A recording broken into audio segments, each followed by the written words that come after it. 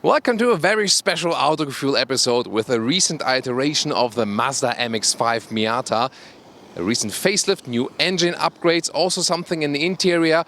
We'll tell you everything about it, exterior, interior, and the driving experience, because that one is very special here today on the Transfagarasan road in central Romania, one of the most spectacular roads in the world. So an extended driving part for you here today. And we were already greeted by some of our Romanian friends here. We have a lot of fans in Romania, so special greetings and shout out to you. And of course, everything will be presented to you on Autogefühl in full HD, full screen and full length. Let's go!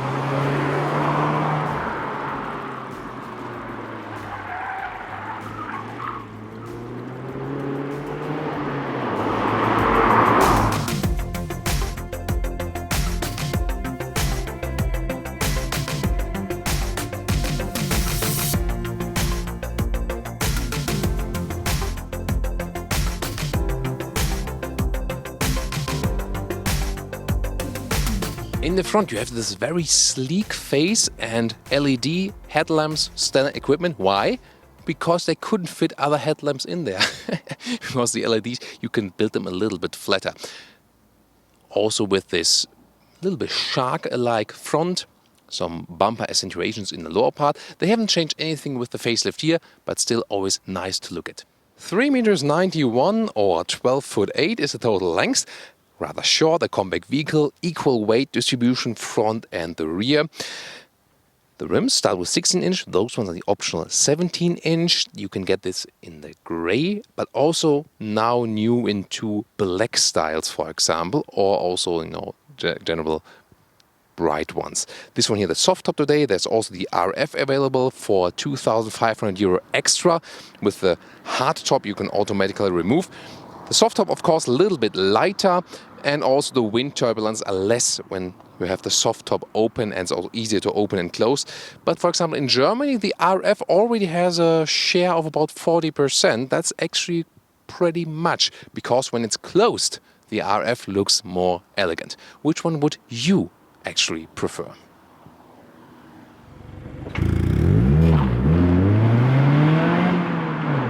So the rooftop mechanism is just genius. You release it here, put it over right there, and then that's it. Here, and I open it again right here. I got some practice meanwhile, right? So I think absolutely genius. You don't need any electronic support. Of course, when you have the hardtop with the RF, then you do have this electronics that you can put it down. But this one here, it's just so simple and genius. And that's how it looks like in the whole perspective from the side.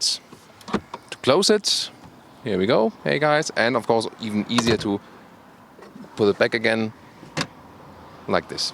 This car in the rear has some retro style. I mean, those ones here, the taillights are trimmed in a horizontal way, but then they have this round light right there, the main light, and also this standard retro antenna right there. This is really funny.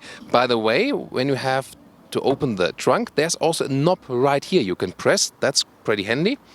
Then you can close it, pretty easy system. But overall, also a very clean design in the rear, so they didn't play around too much.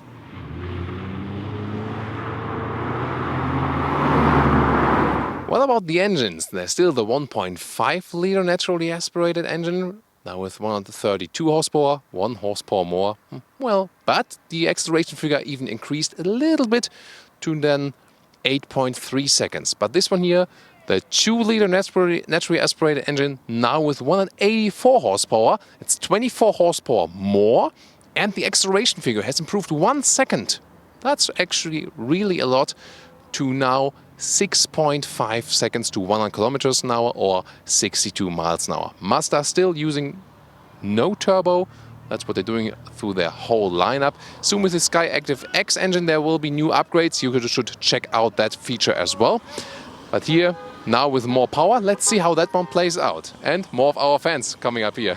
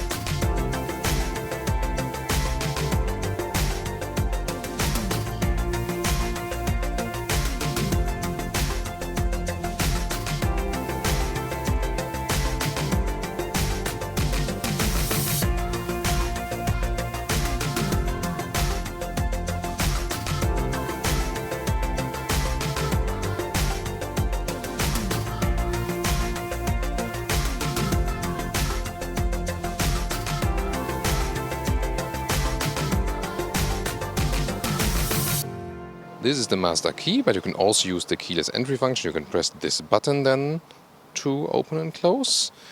And here we go. Interesting that we here on the inside of the door have basically the same body color as on the exterior. Also interesting styling element. Then we've got some leatherette cover with red contour stitches. This carbon fiber style. Of course, different trims and styles available. On the interior you can see the red contour stitches at the inside of the steering wheel. And very interesting with those seats, those are the optional Recaro sport seats. They have Alcantara on the inside, that's good. And as far as my information goes, it's animal skin on the outside part. The base seat, it looks different, it's just cloth. And then the base seat form is also available with a full animal skin cover. Which one I would recommend? That's a good question. Either if you want to save money, the basic fabric seats. Sometimes with a higher trim level, the other ones come automatically, but those ones are always optional. So I would either go, with the low-cost variant and stick with the base fabric seats, or I would then, for the high trim, pick those because they are a little bit wider in the shoulder area, the optional Recaro seats. So that's more comfortable, also for your lower back. The only thing is that on the lower part, you have more side support here in the thigh area. That is, a little bit stiff at times if you're a little bit taller. So if you're a little bit smaller in the lower area, that's no problem then. To me, they're a little bit too narrow here and they're not adjustable. But maybe, they're quite new now. Maybe they would also wear out a little bit and then leave more, room overall. I've driven a lot of kilometers now with those seats, and I think that they overall get more comfort than the base seats. Seating position is actually, well, you sit a little bit on the car rather than in the car, especially if you're a little bit taller. But you've already seen that I can still fit here with 1m86 or 6'1" when I close the roof. But now the biggest news with the facelift is on the interior that we not only can change the steering wheel here in height 4 centimeters, but also in reach 3 centimeters. So before it was just like this, now I can also pull it towards me, and that's really important because if you think that, look at my knees, like this, and now when I'm pulling it towards me, especially as a taller driver, I have a little bit more room between the steering wheel and my knees. And for me, when a little bit taller, the setup is always highest and the farthest out, and that's a way more comfortable steering position now. So a very big improvement here because that one was missing so far. Interior overview in the higher trims, or here optional you can get the 7-inch screen, but you can also leave it with the purest version. The big news here with the screen is, I can already show you that right now, if you go to applications, then you can have an Apple CarPlay or Android Auto connection now, so that's really cool. Good update here infotainment wise. Then in the lower part you have this, well, it's basically just artificial surface, but it looks like it would be some leatherette, so styling wise it's quite nice, also with red contrast. Then this one here then below, and so below is a little bit softer, above is a little bit more hard pack. Compact steering size, cruise control set on the right side, volume on the left side. Classic gauges, almost all analog. The small digital screen is for the gears, and maybe a digital speedometer, something, just a small one, a number would be quite nice. And in the lower part area here, those vents, well, they're pretty much standard, nothing fancy. In the lower part you can also get seat heating, that's possible, not today. 2 USB slots where you can also have the smartphone spot right there, it's quite good. Then a crisp shifting lever right there, sporty style. Manual handbrake, and yes, at some point today I used it also to turn a little bit faster on the road like this, and then a lot of fun, I can tell you. And well, when the car is stationary, you can also use touch right here. When you're driving, then it switches around and you cannot use touch, but only the lower control turning and pressing knob with some nice clicking sound. And the infotainment software is kept quite simple. As I said earlier, you can use the Apple CarPlay now, and also testing if it's possible to go with the music and then go back to the master screen and use the master GPS. I can also use the nav hotkey in the central console. Yes, that's possible. You can use the GPS and listen to the Apple CarPlay music. So the integration is quite good. And then, well, zooming in and out could be a little bit faster. The software is somehow okay. Not a super fancy one, but the basic functions are definitely solved, and now with the upgrade even a little bit better. They have also updated assistance systems, for example the city brake, but all the assistance systems only included in the highest trim. And also there's a new rear view camera that's pretty helpful, that you can check what's behind you without turning your head. So it adds a little bit more comfort, but of course also some more price. When we think about the base version, 23,000 euros in Germany, a top trim with the RF, then at 35,000. By the way, sometimes it happened to me when I was not shifting like this, but like this, that I was controlling the center knob here. So maybe it's together with the short shifting stick not the best way, but which other place you should put it. Then there's a small cover here. You can put some very tiny things in there. Then you can get 2 cup holders like this. They're quite handy because there's nothing else. No door pockets and also no glove box. So that's good to have them. And also, since you have no glove box, you have this one here. Can also be, this is in a storage pack. You have to order that extra. You can close it with the key. And then there's, some more storage space, for example, for sunglasses and stuff inside. So to open the trunk, and I go down because it's a tiny car, either this button, there it is to find, but you can also press the key here and then it opens, and then we have 455 liters of boot space. We have a fire extinguisher today, and also, some more warning triangles and stuff. It looks really tiny. It is somewhat tiny, but you can still fit stuff in there. If you think about this cabin trolley right there, you have to play a little bit Tetris, and then you can also maybe fit another backpack above that, or maybe 2 backpacks or something. You can get along, but it's of course no luxury. So welcome to Thomas's active driving lounge today. This driving part on the road, we have announced the Transfagarasan. Was that right? Our Romanian fans will hopefully say yes. And well, we'll begin at the bottom and we'll lead you all the way up. Of course, I'll just introduce you a little bit again to the car and the driving and about the changes in engine features and stuff, and later on I will just let you enjoy the moment together with the car and me. So, and the basic feature of the MX-5, of course, is this pure driving fun, this agility the car has.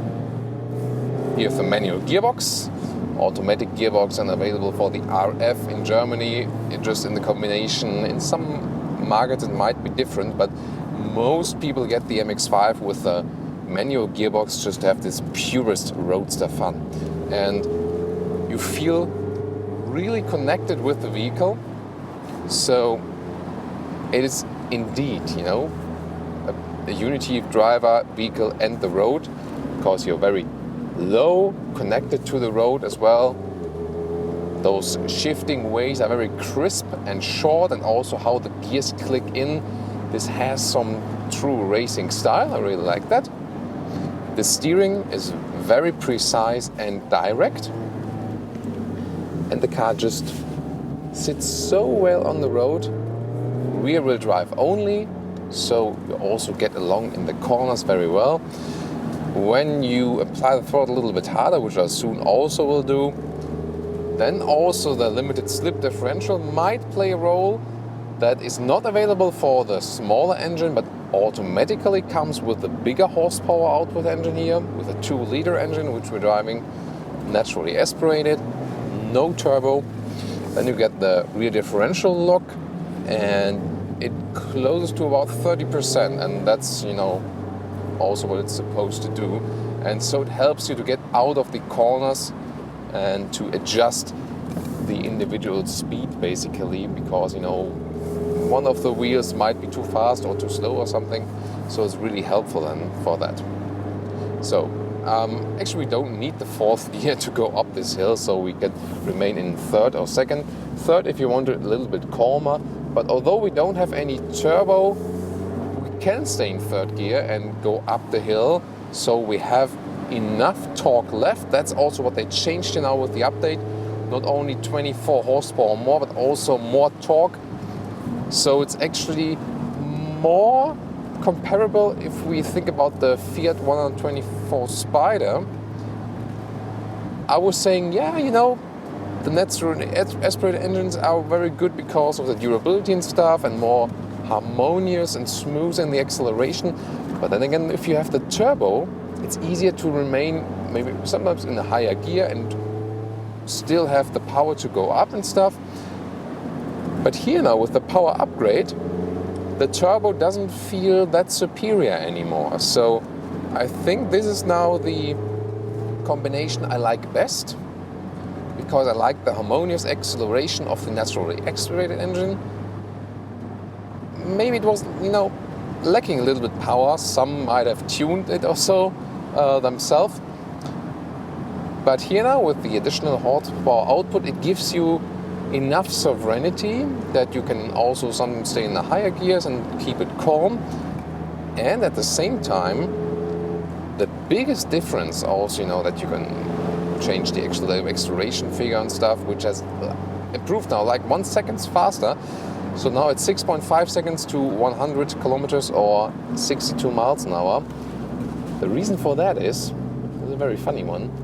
You go 1st gear and then 2nd gear, and you can go the 2nd gear on straight line, then all the way up to 100 kilometers or 62 miles an hour. And you couldn't do that before, so you need to go to the 3rd gear, and that's why also the acceleration figure has decreased to this extent. Only 24 horsepower more, but 1 second faster. That was pretty amazing. And so the shifting is the reason for that. Very interesting. So again, one key finding that you can drive it calm but powerful at the same time.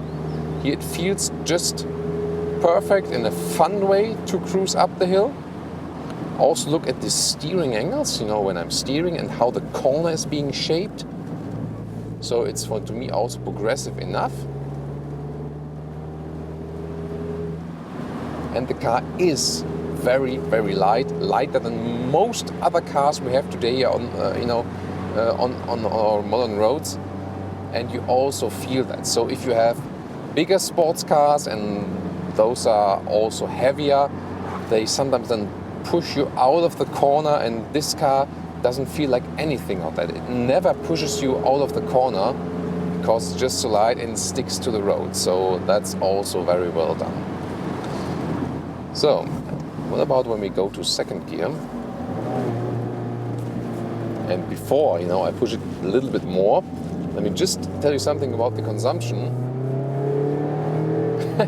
Okay, one more 3rd gear. Consumption-wise, you can drive it as low as 5.5 liters on 100 kilometers. That would be as high as, you know, about 43 mpg. And if you hammer it a little bit more, and of course liter figures go up now already at about 6.5 because we're going uphill, and then mpg figures drop down, you know, that would be then rather something toward 35 or something, which would be a realistic everyday consumption when you're also inside the city and stuff. But I realized that with the upgrade now, also with Euro 6D temp regulation in Europe, the engine is not only a little bit more powerful, but also the engine is a little bit more efficient, it seems. So I could consume less than before, so I saved about a liter on 1 kilometer, and that's of course pretty cool. So let's now push it a little bit, and always check out the nice views here. Very interesting road connecting Transylvania and Valchea in central Romania. Now let's give it a little push. And also when you're driving a little bit faster, you remain in control of the vehicle all the time. So it's a really cool feeling. The suspension is of course set in a very sporty way, but not that it would be too rough. If you feel some more, you know, fiercer bumps on the road, they sometimes get through. But still, I mean, I think they overall found a good setup. It fits to the vehicle very well. You know, you can also get those Bilstein sports dampers optional if you want that, but that one would be very stiff then. So I think you're just fine with the base setup for sure. Wow, this is really such a road and a car perfect setup to enjoy. And we're already caught up to the first cars. That's of course always a challenge, you know, when you have those really cool roads. Then you are stuck behind other vehicles, and then it is also sometimes too dangerous to overtake, and you need the proper spot to overtake, or if you want, you know, some serious fun, at some point maybe you have to, you know, stop at the side and just, you know, wait 10 minutes. But then, you know, the worst thing is then when a truck approaches from the rear or something, then you are behind the truck. But when you have one vehicle or so, you can overtake it maybe. But then, you know, when you have 3, 4, 5 and stuff, that is for sure a problem. And so I would say I'll take the latter option, because behind is no one. We'll just wait a little bit, and then we'll tune in again for the next road stop, that you can also enjoy a free view.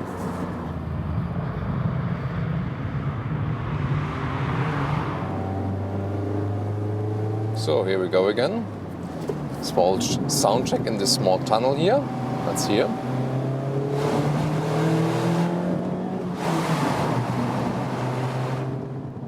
It's not too bad. I mean, it doesn't really have a super ploppy sound, sport exhaust like, you know, for example, the Abarth Spider. But still, I think it's, you know, it's quite decent. And the biggest change, by the way, that might be interesting for some of you guys who... Whoa. That happened? Yeah. Okay. Back to our review. So, it might be interesting for you guys who really want to use this car in a sporty way. So I know there's a big community of, you know, MX-5 Miata guy. That happened too. Strange things happening here on the road. So above 5,000 RPM is where you would usually on normal road use not really handle this car, but in racing this is very important. And in those high RPM figures, that's where the car has really seriously improved with the new power upgrade. Now, let's see if we can also play a little bit with this differential. Just remain in second gear, I don't have to care about the clutch that much. accelerate it out. I feel that the rear is not really sliding out because we have a lot of grip here. See here, easily I can turn it up also near to the rev limiter, and there's still acceleration coming. Oh, those waves on the road, the suspension handles very well. Now I feel a little bit like a rally driver. Third gear now, flooring it out. That's about 100 kilometers or 62 miles an hour. You can still drive it in an open way then. So, you know, especially the soft top. I always say that the soft top is the better car for sure. It's lighter, and you can also drive it in with the open top in a surely better and easier way, because with the RF, with the hard top, you have more wind turbulences than with a soft top when you're driving open. It's the same with the 911 Targa, by the way. And of course the soft top is also easier to close if you want so. But today, of course, the perfect day to drive with the open top, and 100 kilometers is still possible, although it's of course not that kind of an all-season convertible like, you know, mid-size convertibles. So more a fun summer convertible for sure. But if you know, wear a beanie or something, then you can also keep warm in winter. If I drive convertibles, I drive them all the time by the way, open way. So now you could let us through. See here, second gear, even uphill, I have enough power for overtaking maneuvers, for example. And again, this is one of the cars that offers you most fun for the money. So I don't know, you know, of any other car next to the basically identical Fiat 124 Spider, which is offering you this kind of experience at that kind of price. So that's definitely something. Whoa! And I would say, next reporting stop.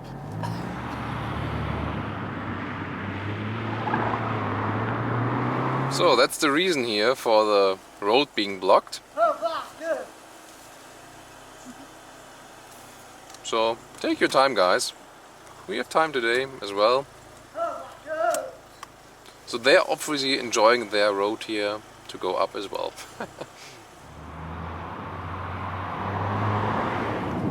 And now we get to the more open, piggies, sweet. So now we get to the more open area of the Transfagarasan road. And this is also the most famous part, so I can see it on the GPS. It's a little bit like Trollstigen in Norway. So now it goes up there, all the serpentine roads. I mean, it's really cool to be in this this wood for forest part of the road, the lower one. But here the higher one is, of course, then the most interesting one, where we have the best views up and especially later on also down.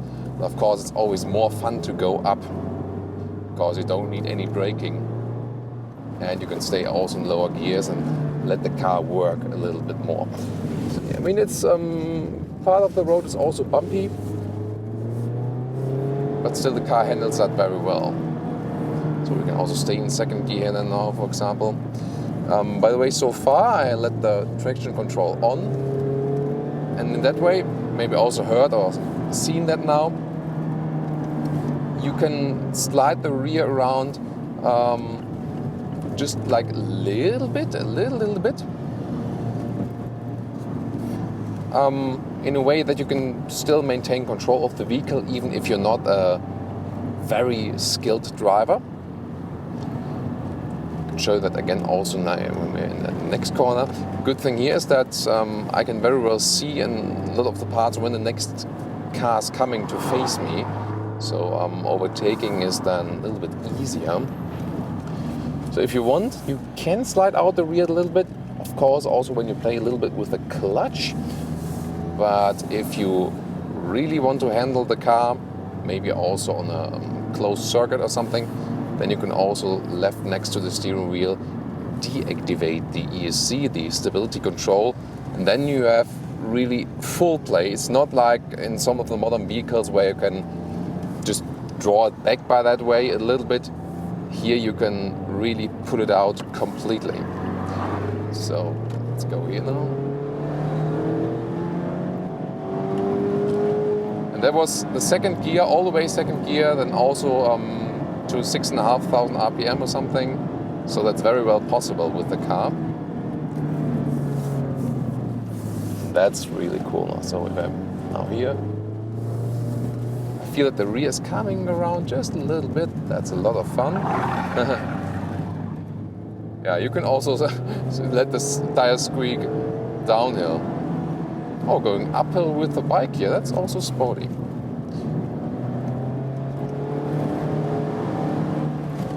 Photographers all over the place, and now let's go for the traction control off. See how the difference is.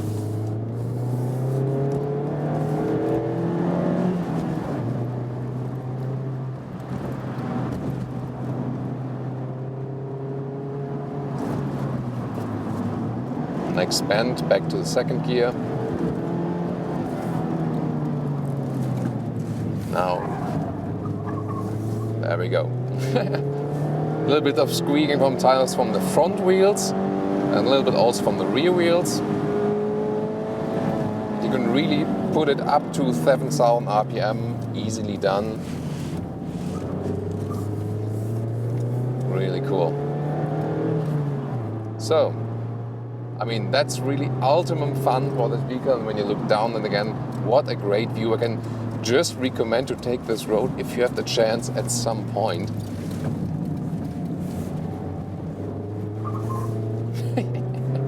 Yeah, that's pure Autogefühl here. So, next cars. Let's see if we can take some overtaking here once more.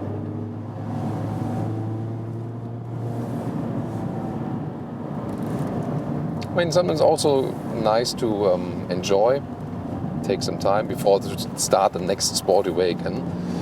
The earlier you go here, of course, the less vehicles will be on the road. Here again you can see very well if there's any oncoming traffic. That's good.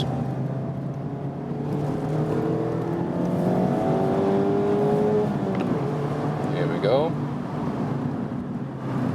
That is super fun.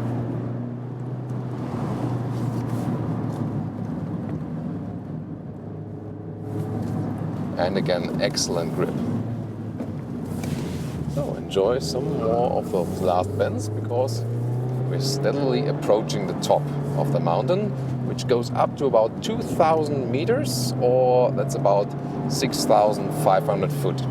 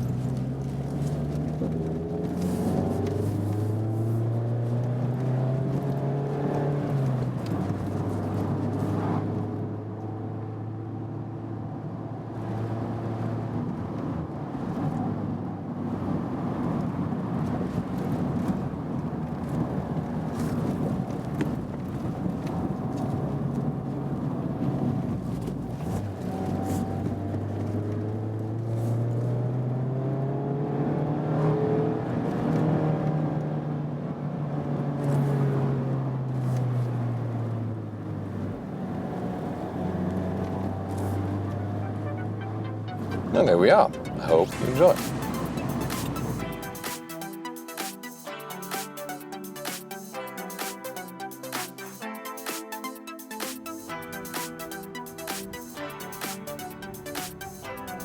And here we are with our conclusion for today with the Mazda MX-5 and the recent facelift. So, on the exterior, still a very elegant sports car, a small compact one, and good that we still have affordable convertibles out there. The RF, of course, a little bit more expensive. I would always remain with the soft top, easier to open and close, lighter, less wind turbulences when open. Of course, the RF looks pretty sexy when it's closed, but overall the advantages of the soft top remain to me. Or what about you? Which one would you go for? Or would you rather go for the Fiat 124 Spider?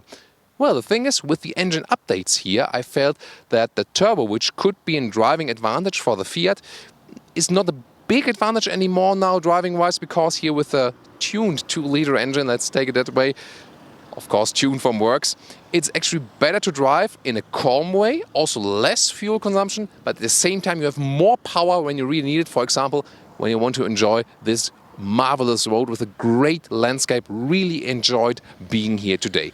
On the interior, it's still rather a simple interior for sure, but it's okay for a pure sports car. Some upgrades there with the infotainment system. You can better have the smartphone integration. Those Recaro seats, I think I do recommend them overall. I've told you all about the pros and cons about them, but I think they were actually quite good, especially in the upper area of the body. And you can also get them with a major Alcantara on the inside. So what about you? Tell me your opinion, leave them in the comments. Let's discuss this vehicle here today. And how do you liked our special episode with more road enjoyment? Thank you so much for tuning in, and see you next time.